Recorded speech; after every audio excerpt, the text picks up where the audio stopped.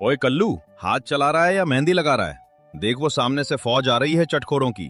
अगर आज पानी कम पड़ा तो तेरी तनख्वाह से पानी के पैसे काट लूंगा। सेठ जी, सुबह से 500 गोलगप्पे छान चुका हूँ। कंधे जवाब दे रहे हैं। और ये जो नया मसाला आपने दिया है, इसे मिलाते ही हाथ में जलन होने लगती है। ये है क्या आखिर?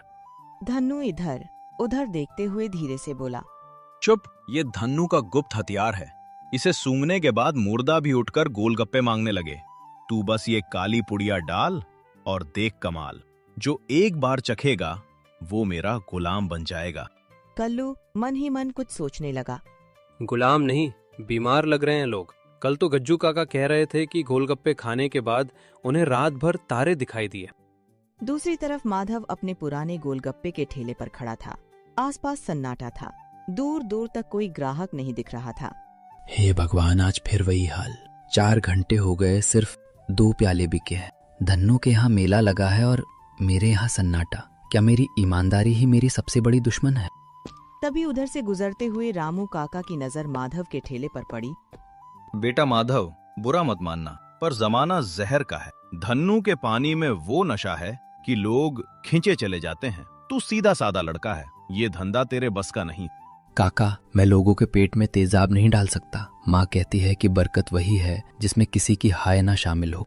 बातें तो तेरी अच्छी हैं बेटा, पर बातों से पेट नहीं भरता। खैर बेटा, हिम्मत मत हारना। वक्त हमेशा एक जैसा नहीं रहता। कभी कभी खाली ठेला ही इंसान की सबसे बड़ी परीक्षा लेता है। रामू काका धीरे धीरे वहाँ से आगे बढ़ गए। माधव फिर चुपचाप अपने ठेले के पास खड़ा रहा, खाली सड़क को देखता हुआ। उधर धन्नू के ठेले पर भीड़ उमड़ी हुई थी। लोग उसके गोलगप्पों का तीखा और अजीब सा स्वाद चखते हुए हैरान भी थे। अरे बाप रे, धन्नू भाई, इस पानी में क्या डाला है? कान से धुआं निकल रहा है पर रुकने का मन नहीं कर रहा। यही तो जादू है छोटे, इसे कहते हैं ज्वालामुखी पानी। खाओ खाओ, अभी तो सिर्फ कान से धुआं निकला है। तीसरी प्लेट के बाद तो बिजली दौड़ने लगेगी। अरे भाई, मुझे तो ऐसा लग रहा है जैसे मैं हवा में तैर रहा हूँ। 1 प्लेट और दो। खाओ भाइयों, जमकर खाओ। पूरे चमनपुर में ऐसा स्वाद सिर्फ यमराज, मेरा मतलब है धन्नू के पास मिलेगा। धन्नू की बातों पर लोग हंसते भी रहे और गोलगप्पे खाते भी रहे। ठेले के आसपास शोर और भीड़ बढ़ती जा रही थी और धन्नू के चेहरे पर एक अजीब सी मुस्कान फैलती जा रही थी। रात गहरा चुकी थी। माधव थका हारा अपने घर पहुंचा। घर के अंदर उसकी छोटी बहन बुखार में चुपचाप लेटी थी और माँ उसके पास बैठी दरवाजे की तरफ देखती हुई माधव के लौटने का इंतजार कर रही थी। माँ, आज फिर दवा के पैसे नहीं जुटा पाया। धन्नू ने जैसे पूरे गांव पर वशीकरण कर दिया है। बेटा रो मत, अंधेरा कितना भी गहरा हो, दिए की एक लौ काफी होती है। आज मैं तुझे वो दूंगी जो तेरे पिता ने मरते समय मुझे सौंपा था। तभी माँ एक पुरानी पीली चिट्ठी निकालकर धीरे से माधव के हाथ में दे देती है। ये तेरे पिता की शाही नवरत्न रेसिपी है। वो गोलगप्पे के पानी में केसर, सूखी इलायची और जंगली पुदीना डालते थे। उन्होंने कहा था, जब इंसान का मन काला हो जाए तो उसे कुदरत के स्वाद से जीतो। माँ, कल चमनपुर का स्वाद बदलेगा, ये मेरा वादा है। माँ की बात सुनकर माधव की आंखों में फिर से उम्मीद की चमक लौट आई। उस छोटी सी चिट्ठी के साथ जैसे उसके कल की नई शुरुआत भी तय हो गई। अगली सुबह धन्नू अपनी दुकान पर बैठा नोट गिन रहा था। तभी पास खड़ा कल्लू गुस्से और बेबसी के साथ उससे बात करने लगा। सेठ जी, घर में बीमार माँ है। 2 साल से 1 रुपया नहीं बढ़ाया। आज तो 500 बढ़ा दो। पैसे? तूने क्या तीर मारा है?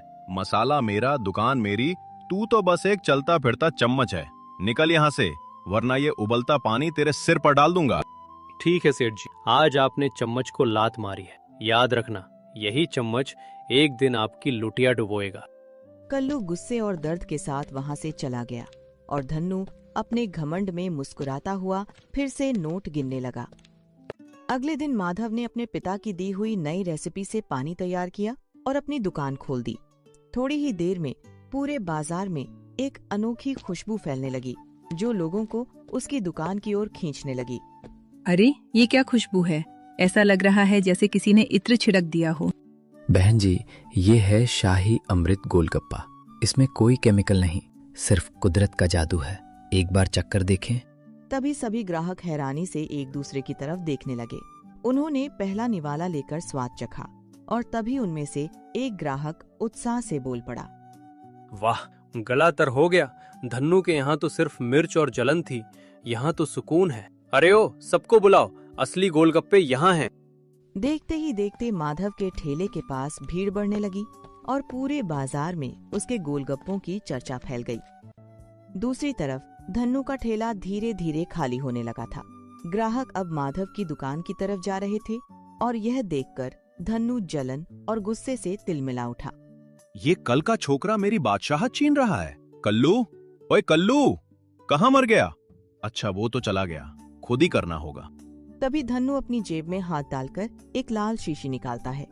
हकीम ने कहा था कि इसके 2 बूंद काफी हैं, पर आज मैं ये पूरी डिब्बी डाल दूंगा। आज मेरा पानी ऐसा बनेगा कि लोग माधव का नाम तक भूल जाएंगे। वो पागलों की तरह सारा केमिकल पानी के बड़े मटके में पलट देता है। धन्नू की आंखों में लालच और साजिश की चमक थी और उसका खतरनाक खेल अब शुरू हो चुका था। थोड़ी देर बाद धन्नू के कुछ पुराने ग्राहक वहां आकर गोलगप्पे खाने लगे। उन्होंने पहला निवाला चखा ही था कि अचानक अजीब सा हंगामा शुरू हो गया। आह, मेरा पेट, ऐसा लग रहा है जैसे पेट में किसी ने चाकू मार दिया हो। धन्नो, ये क्या खिला दिया? मेरी आंखों के सामने अंधेरा छा रहा है। अरे शायद गर्मी ज्यादा है इसलिए हो रहा होगा। पानी तो एकदम बढ़िया है। देखते ही देखते पूरे बाजार में हड़कंप मच गया और धन्नू के चेहरे का रंग उड़ गया। शाम को धन्नू घबराया हुआ अपने घर पहुंचता है। जैसे ही वह घर के अंदर कदम रखता है, उसकी नजर अपनी पत्नी बिंदु पर पड़ती है, जो बुरी तरह बीमार पड़ी तड़प रही होती है। यह दृश्य देखकर धन्नू के पैरों तले जमीन खिसक जाती है। बिंदु, ओ बिंदु, ये क्या हालत बना रखी है तूने? उठ, देख मैं आ गया। जी, बहुत बहुत जलन हो रही है। ऐसा लग रहा है जैसे किसी ने सीने में जलता हुआ कोयला रख दिया हो। सांस नहीं ली जा रही। तूने कुछ गलत तो नहीं खा लिया? बता मुझे, क्या हुआ था? दोपहर को भूख लगी थी। रसोई में वो जो नीली पट्टी वाली डिब्बी रखी थी, मुझे लगा आप शहर से कोई नया शाही चाट मसाला लाए हैं। मैंने अपनी दही भल्ले की प्लेट में वो सारा मसाला डाल दिया। सोचा था आज मैं भी आपके जैसा जादुई स्वाद चखूंगी, पर नहीं, सर्वनाश हो गया। अरे ओ अभागन, वो चाट मसाला नहीं था, वो तो धीमा जहर था। मैंने उसे दूसरों को बर्बाद करने के लिए बनाया था। उसमें तेजाब और खतरनाक केमिकल थे ताकि लोगों को मेरे पानी की लत लग जाए। क्या जहर? आप गांव वालों को जहर खिला रहे थे? और मैं बड़े चाव से कहती थी कि मेरे पति का हाथ चूमा जाना चाहिए क्योंकि उनके पास जादुई स्वाद है। हाय राम, ये आपने क्या किया? मैंने सबको मारने का जाल बिछाया था बिंदु, पर मुझे क्या पता था कि मेरा अपना ही परिवार उस जाल में फंस जाएगा। मैं दूसरों के घरों में मातम मनाना चाहता था ताकि मेरी तिजोरी भर सके, पर आज मेरी तिजोरी भरी है और मेरा घर उजड़ रहा है। जी, मुझे बचा लीजिए, मुझे मरना नहीं है। हमारे बच्चों का क्या होगा? देखो, मेरी आंखों के सामने अंधेरा छा रहा है। मैं अभी डॉक्टर को बुलाता हूँ, मैं सब ठीक कर दूंगा। हे भगवान, मुझे सजा दे दो, मुझे मार डालो, पर मेरी बिंदु को बख्श दो। मैंने पाप किया है, मैं गुनहगार हूँ। उस शाम धन्नू को पहली बार समझ आया कि लालच और बुरे कर्मों का अंजाम कितना भयानक होता है। दूसरों के लिए बिछाया गया जहर का जाल आखिरकार उसी के अपने घर को उजाड़ने लगा था। कर्म का प्रहार हो चुका था। तभी अचानक दरवाजा जोर से खुलता है और दरवाजे पर इंस्पेक्टर, डॉक्टर और गुस्से से भरा कल्लू अंदर आ जाते हैं। डॉक्टर साहब, देखिए इसे क्या हो गया। ये बोल नहीं पा रही, बस तड़प रही है। दरोगा जी, आप यहाँ इस वक्त? धन्नू, अब ये नाटक बंद कर। बाहर पूरा गांव तेरे नाम की थू थू कर रहा है। आधे लोग अस्पताल में भर्ती हैं। हमें पता चल गया है कि तू दुकान पर गोलगप्पे नहीं, मौत बेच रहा था। नहीं दरोगा जी, वो तो बस मामूली पेट दर्द होगा। मौसम खराब है ना। झूठ, सफेद झूठ मत बोलो मोटे सेठ। अपनी बीवी की हालत देख और फिर बोल। दरोगा जी, मैंने खुद अपनी आंखों से इसे वो काली पुड़िया मटके में खाली करते देखा है। जब मैंने टोका तो इसने मुझे नौकरी से निकालने की धमकी दी। धन्नू, वक्त बहुत कम है। तुम्हारी बीवी के शरीर में कोई बहुत ही खतरनाक जहरीला केमिकल फैला है। अगर अगले 10 मिनट में मुझे उस चीज का नाम पता नहीं चला तो इसका बचना नामुमकिन है। जहर दिल तक पहुंच रहा है। क्या? नहीं, बिंदु को कुछ नहीं होना चाहिए। डॉक्टर साहब, कुछ भी कीजिए, इसे बचा लीजिए। तो सच उगल, क्या मिलाया था तूने? कौन सा मसाला था वो? अगर आज ये मर गई तो तुझ पर कत्ल का मुकदमा चलेगा और सीधे फांसी होगी। साहब, मुझे फांसी दे दो, मुझे गोली मार दो, पर मेरी बिंदु को बचा लो। मैंने पाप किया है साहब, लालच के चक्कर में अंधा हो गया था। वो मरकरी ऑक्साइड और सिंथेटिक लेड का मिश्रण था। हकीम ने कहा था कि इससे स्वाद का नशा चढ़ता है। मरकरी और लेड?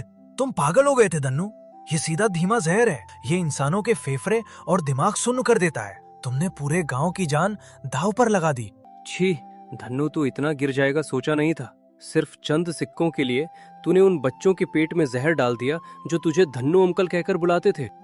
सेठ, तू कहता था ना कि मैं सिर्फ एक चम्मच हूँ।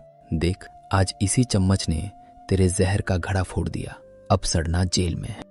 डॉक्टर साहब, नाम बता दिया ना, अब तो बचा लीजिए उसे। मैं अपनी सारी जायदाद, सारा सोना बेचने को तैयार हूँ। बस उसे एक बार खड़ा कर दीजिए। दरोगा जी, मुझे इसे तुरंत बड़े अस्पताल ले जाना होगा। धन्नू, तुम्हारे पैसों से इसकी जान बचेगी या नहीं पता नहीं, पर तुम्हारे कर्मों ने इसे मौत के मुंह में धकेल दिया है। चल धन्नू, अब तेरी जगह घर नहीं काल कोठरी है। तेरे उस हकीम को भी हवालात में डाल दिया है। बाकी का हिसाब अब कानून करेगा। आखिरकार धन्नू को अपने बुरे कर्मों की सजा मिल ही जाती है। लालच और धोखे से खड़ी की गई उसकी दुनिया एक पल में उजड़ जाती है, जबकि ईमानदारी और मेहनत की जीत होती है। इसी संदेश के साथ चमनपुर की यह कहानी यहीं समाप्त होती है।